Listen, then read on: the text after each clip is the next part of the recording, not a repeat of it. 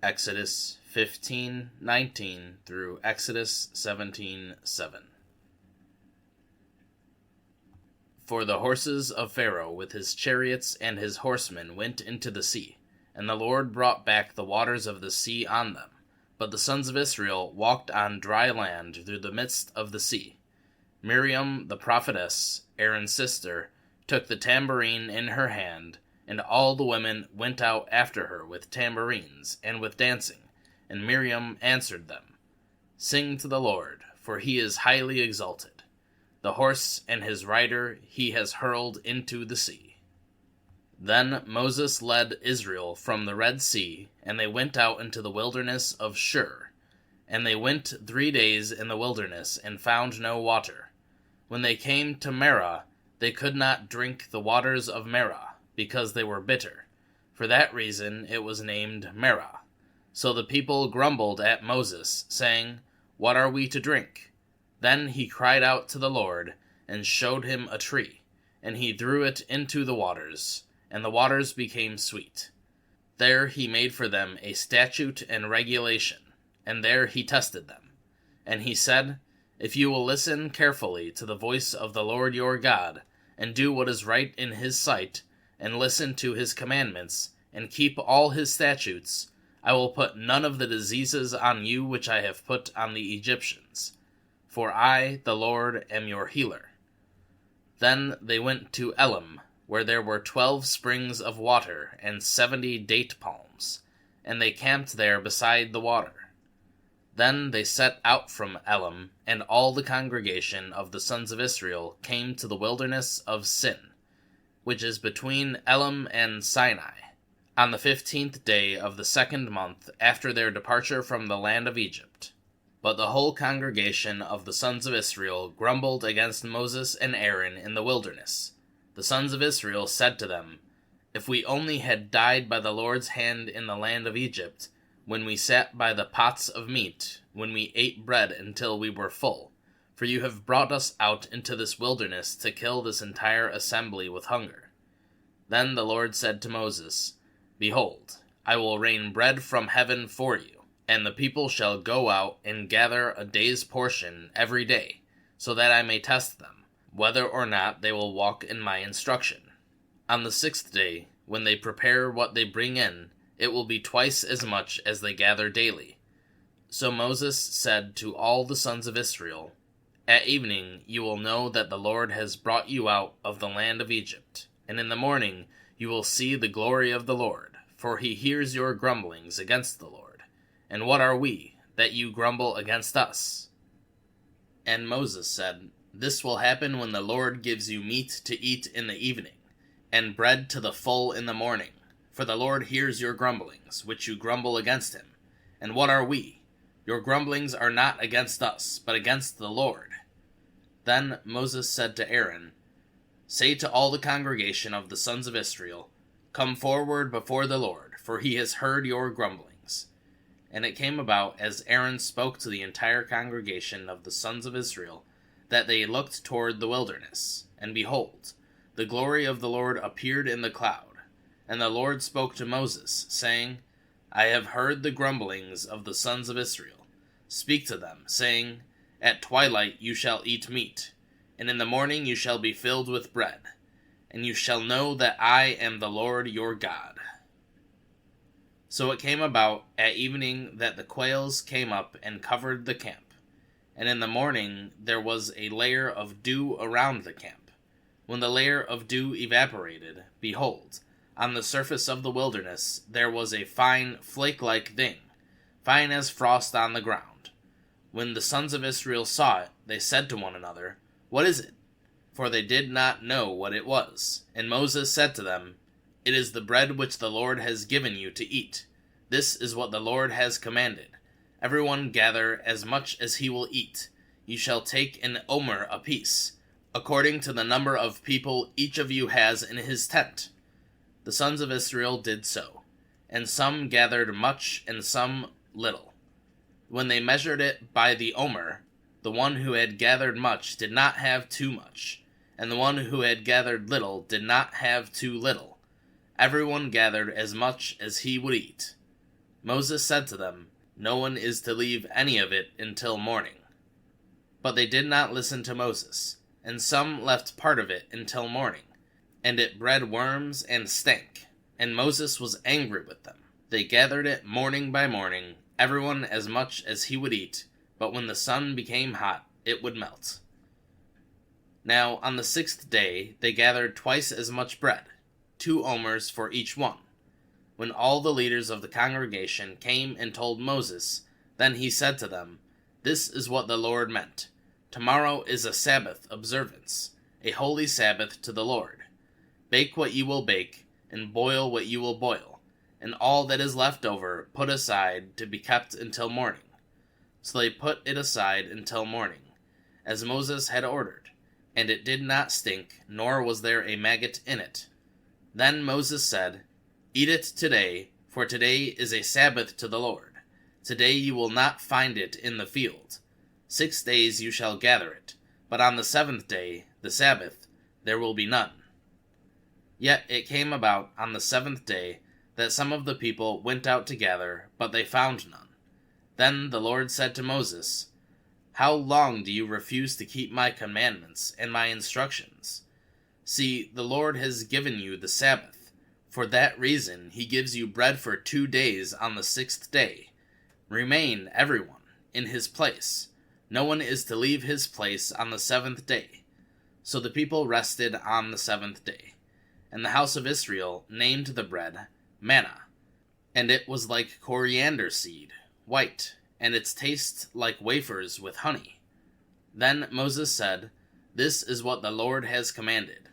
A full omer of it is to be kept safe throughout your generations, so that you may see the bread that I fed you in the wilderness, when I brought you out of the land of Egypt."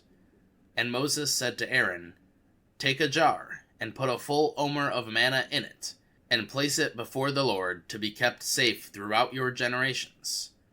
As the Lord commanded Moses, so Aaron placed it before the testimony, to be kept. And the sons of Israel ate the manna for 40 years, until they came to an inhabited land. They ate the manna until they came to the border of the land of Canaan. Now an omer is 1/10 of an ephah. Then all the congregation of the sons of Israel journeyed by stages from the wilderness of Sin, according to the command of the Lord, and camped at Rephidim, and there was no water for the people to drink. So the people quarreled with Moses, and said, "Give us water, so that we may drink." And Moses said to them, "Why do you quarrel with me? Why do you test the Lord?" But the people were thirsty for water there, and they grumbled against Moses, and said, "Why is it that you have brought us up from Egypt, to kill us and our children and our livestock with thirst?"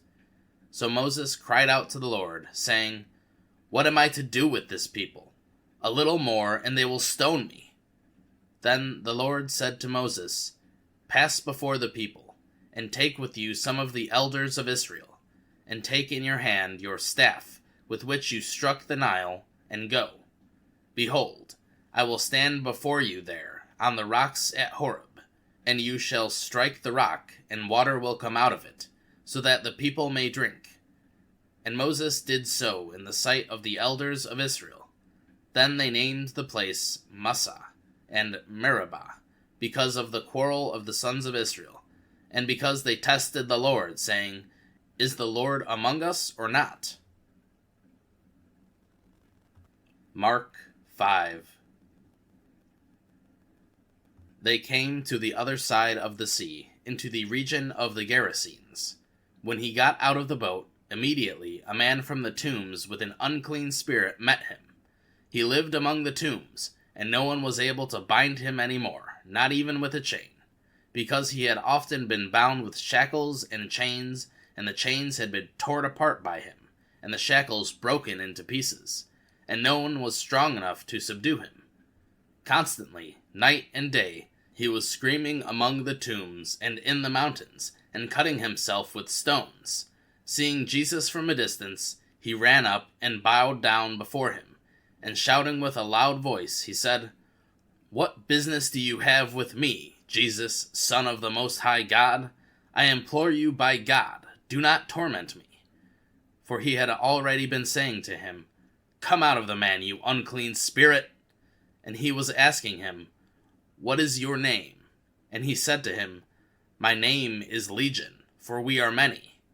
And he begged him earnestly not to send them out of the region.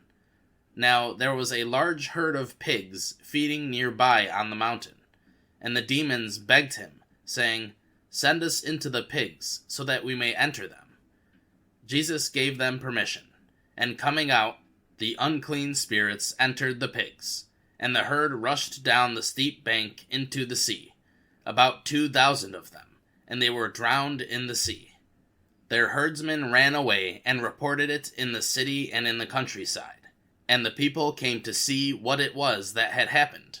And then they came to Jesus and saw the man who had been demon-possessed sitting down, clothed and in his right mind, the very man who had previously had the legion. And they became frightened. Those who had seen it described to them how it had happened to the demon-possessed man, and all about the pigs. And they began to beg him to leave their region. And as he was getting into the boat, the man who had been demon-possessed was begging him that he might accompany him. And he did not let him, but he said to him, "Go home to your people, and report to them what great things the Lord has done for you, and how he had mercy on you." And he went away and began to proclaim in Decapolis what great things Jesus had done for him, and everyone was amazed. When Jesus had crossed over again in the boat to the other side, a large crowd gathered around him, and he stayed by the seashore. And one of the synagogue officials, named Jairus, came, and upon seeing him, fell at his feet, and pleaded with him earnestly, saying, "My little daughter is at the point of death. Please, come lay your hands on her, so that she will get well and live." And he went off with him, and a large crowd was following him and pressing in on him. A woman who had a hemorrhage for 12 years, and had endured much at the hands of many physicians, and had spent all that she had, and was not helped at all, but instead had become worse. After hearing about Jesus, she came up in the crowd behind him, and touched his cloak. For she had been saying to herself, "If I just touch his garments, I will get well." And immediately the flow of her blood was dried up, and she felt in her body that she was healed of her disease. And immediately Jesus, perceiving in himself that the power from him had gone out, turned around in the crowd, and said, "Who touched my garments?" And the disciples said to him, "You see the crowd pressing in on you, and you say, 'Who touched me?'" And he looked around to see the woman who had done this. But the woman, fearing and trembling, aware of what had happened to her, came and fell down before him, and told him the whole truth. And he said to her, "Daughter, your faith has made you well. Go in peace, and be cured of your disease." While he was still speaking, people came from the house of the synagogue official, saying, "Your daughter has died. Why bother the teacher further?" But Jesus, overhearing what was being spoken, said to the synagogue official, "Do not be afraid, only believe." And he allowed no one to accompany him except Peter and James and John, the brother of James. They came to the house of the synagogue official, and he saw a commotion, and people loudly weeping and wailing. And after entering, he said to them, "Why are you making a commotion and weeping? The child has not died, but is asleep." And they began laughing at him. But putting them all outside, he took along the child's father and mother and his own companions, and entered the room where the child was in bed. And taking the child by the hand, he said to her, "Talitha cum," which translated means, "Little girl, I say to you, get up." And immediately the girl got up and began to walk, for she was 12 years old. And immediately they were completely astonished. And he gave them strict orders that no one was to know about this, and he told them to have something given her to eat. Acts 27, 1 through 26. Now, when it was decided that we would sail for Italy, they proceeded to turn Paul and some of the other prisoners over to a centurion of the Augustan cohort named Julius. And when we boarded a Adramyttian ship that was about to set sail to the regions along the coast of Asia, and put out to sea accompanied by Aristarchus, a Macedonian of Thessalonica. The next day we put in at Sidon, and Julius treated Paul with consideration, and allowed him to go to his friends and receive care. From there we put out to sea, and sailed under the shelter of Cyprus, because the winds were contrary. When we had sailed through the sea along the coast of Cilicia and Pamphylia, we landed at Myra in Lycia. There the centurion found an Alexandrian ship sailing for Italy, and he put us aboard it.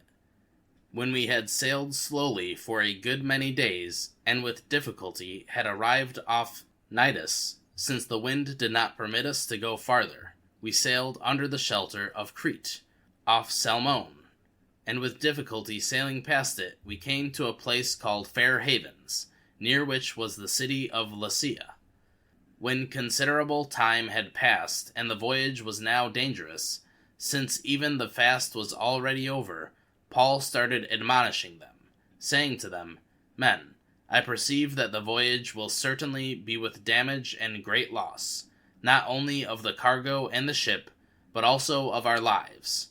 But the centurion was more persuaded by the pilot and the captain of the ship than by what was being said by Paul. The harbor was not suitable for wintering, so the majority reached a decision to put out to sea from there, if somehow they could reach Phoenix, a harbor of Crete facing southwest and northeast, and spend the winter there. When a moderate south wind came up, thinking they had attained their purpose, they weighed anchor, and began sailing along Crete, closer to shore. But before very long, a violent wind, called Eurykilo, rushed down from the land, and when the ship was caught in it, and could not head up into the wind, we gave up and let ourselves be driven by the wind.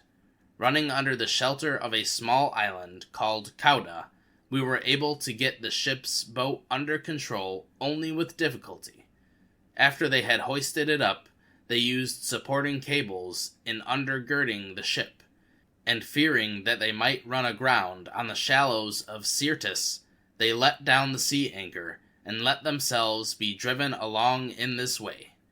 The next day, as we were being violently tossed by the storm, they began to jettison the cargo, and on the third day they threw the ship's tackle overboard with their own hands, since neither sun nor stars appeared for many days, and no small storm was assailing us. From then all hope of our being saved was slowly abandoned. When many had lost their appetites, Paul then stood among them and said, Men, you should have followed my advice, and not have set sail from Crete, and thereby spared yourselves this damage and loss. And yet now I urge you to keep up your courage, for there will be no loss of life among you, but only of the ship. For this very night an angel of the God to whom I belong, whom I also serve, came to me, saying, Do not be afraid, Paul. You must stand before Caesar, and behold, God has graciously granted you all those who are sailing with you. Therefore, keep up your courage, men, for I believe God that it will turn out exactly as I have been told, but we must run aground on a certain island. Proverbs 12:17 through 28. One who declares truth tells what is right, but a false witness, deceit. There is one who speaks rashly, like the thrusts of a sword, but the tongue of the wise brings healing. Truthful lips will endure forever, but a lying tongue is only for a moment. Deceit is in the heart of those who devise evil, but counselors of peace have joy. No harm happens to the righteous, but the wicked are filled with trouble. Lying lips are an abomination to the Lord, but those who deal faithfully are his delight. A prudent person conceals knowledge, but the heart of fools proclaims foolishness. The hand of the diligent will rule, but the lazy hand will be put to forced labor. Anxiety in a person's heart weighs it down, but a good work makes it glad. The righteous person is a guide to his neighbor, but the way of the wicked leads them astray. A lazy person does not roast his prey, but the precious possession of a person is diligence. In the way of righteousness there is life, and in its pathway there is no death. Psalm 27, 1-6. The Lord is my light and my salvation. Whom should I fear? The Lord is the defense of my life. Whom shall I dread? When evildoers came upon me to devour my flesh, my adversaries and my enemies, they stumbled and fled. If an army encamps against me, my heart will not fear. If war arises against me, in spite of this, I am confident. One thing I have asked from the Lord, that I shall seek, that I may dwell in the house of the Lord all the days of my life, to behold the beauty of the Lord, and to meditate in his temple. For on the day of trouble he will conceal me in his tabernacle. He will hide me in the secret place of his tent. He will lift me up on a rock. And now my head will be lifted up above my enemies around me, and I will offer sacrifices in his tent with shouts of joy. I will sing, yes, I will sing praises to the Lord.